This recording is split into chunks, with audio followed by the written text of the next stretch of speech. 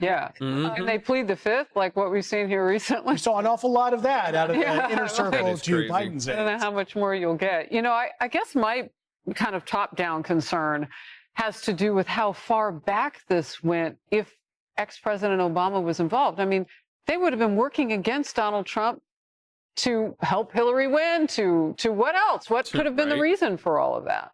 Because they wanted to stay in control, and Donald Trump was operating so far outside the establishment that I think to a lot of people whom many would consider the deep state, he was uncontrollable. He was such an unknown quantity that they were terrified that he would come in and upend the establishment.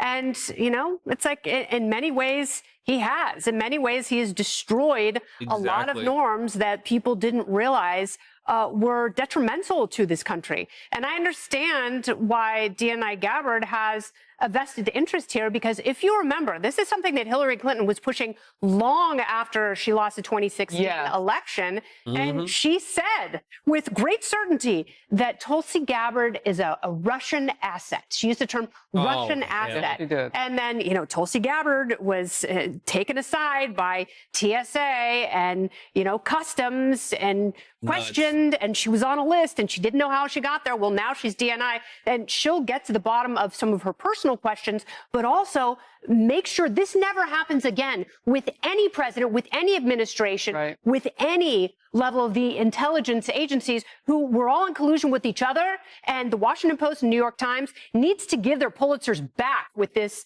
sham reporting they did.